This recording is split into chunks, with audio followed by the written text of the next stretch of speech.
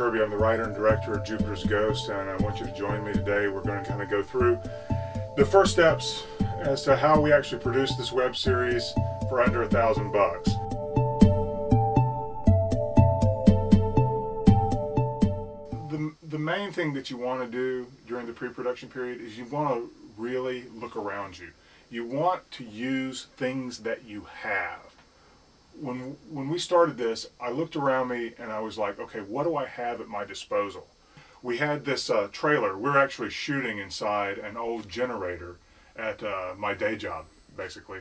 And we had that at our disposal. So I'm like, okay, can we use this in some way?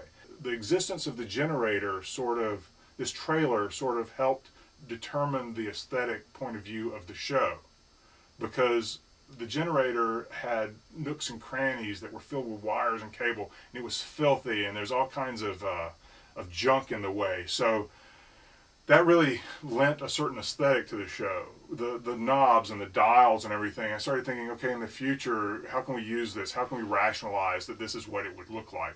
And the quick answer was, if they're sending this thing out, for 2 years, it's going to have mostly hardwired circuits. Regardless of what their new technology is, it has to be really simple designs that work. So they're going to go back to like really reliable technology. So that was the idea, behind this, and it was all motivated by the fact that we had this generator at our disposal. The other thing you really want to do early on is you want to set limits as to what you're actually going to see and do on the show. You can imagine anything, but you got to be a little practical when you're dealing with something at this budget level. If you're a painter, the first thing you're going to do is you're going to choose your canvas size.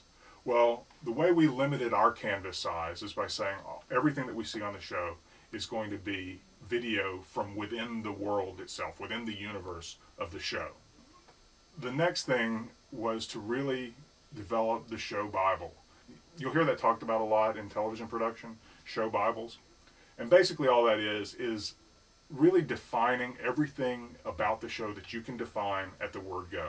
Because you're going to involve other people. Hopefully you'll involve other people. So you really want to communicate to them what your vision is as early on as you can when you involve them. And handing them a document is really an easy way to communicate that stuff. But the first thing, really, after you've got everything planned out, the first thing that we did was to go on and hold auditions. Now, we posted casting notices because we're in Los Angeles. We used a site called nowcasting.com. I thought they were really easy to work with, and they gave us a large variety of people to choose from. And then after that, we really set into really building the sets and costumes. The set itself is really just this room with these foam pads added. It's this material. It's just something, I bought it at Lowe's and just put it together and screwed it to the walls. And then I took little Velcro tabs and cut off the soft part of the Velcro and put little squares every foot across the wall. And that's really our set decoration. These pieces behind me, these are plastic guttering off the side of a house. I bought this at Home Depot. It's 3 pieces that are just gaffer taped together across the back. We had Gaia stickers custom made for us. Had 50 of these made at stickernation.com. And they're relatively inexpensive, but what they do is they really add production value to the set.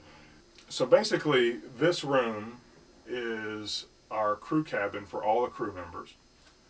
On this side of the room, here, let me come over here. Turn on one of our lights here.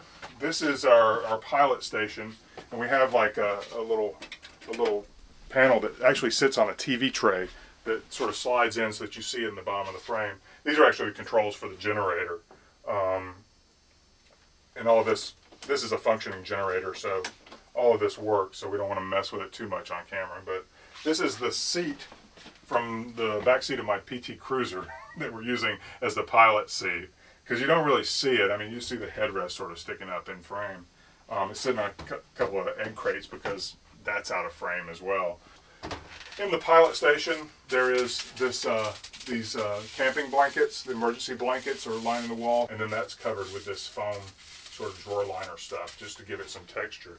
A couple of these panels are just some old pieces of metal off the end of a piece of stereo gear that are just screwed to the wall to look like access panels.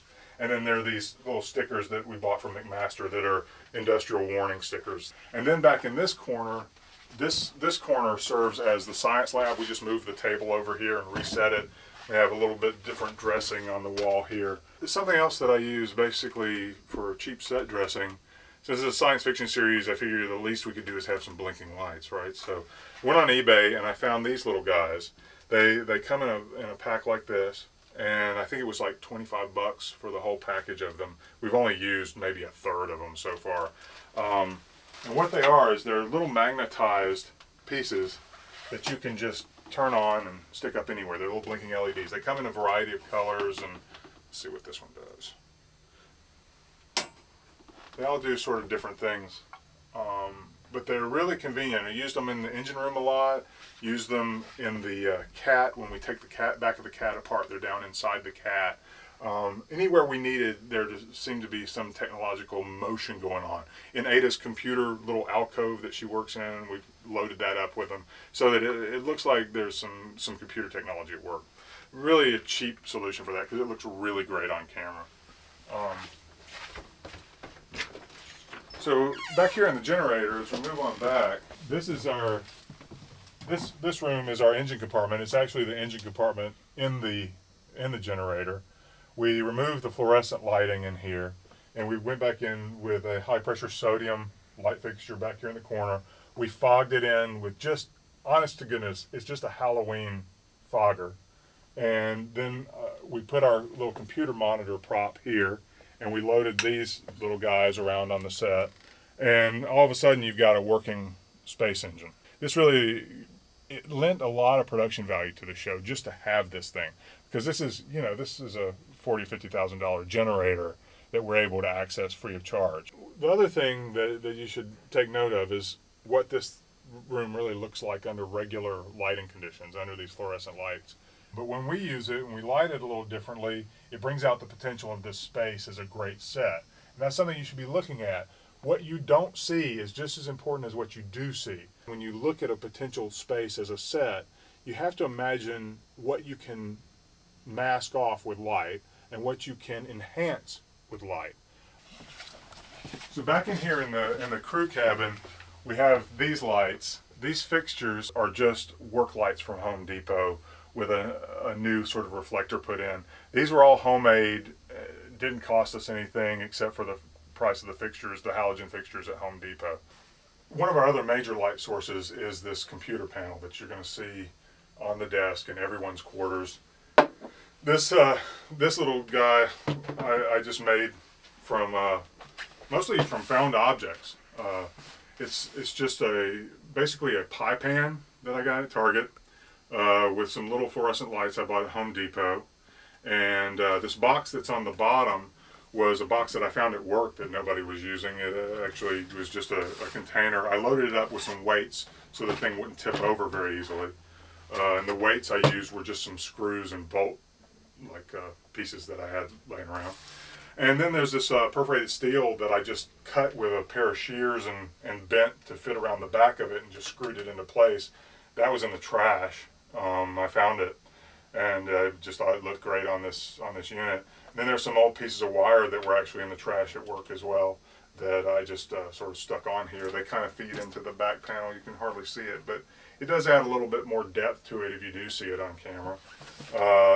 These pieces, the little bumpers around the edge here, are actually the jacket off this wire. This was a multi-conductor wire that had this rubber jacket around the outside of it. So I stripped this off of this wire to get the wire, and then I realized, hey, I've got this rubber jacket stuff. I could put this around the outside of the screen. It looks like a little bumper, you know.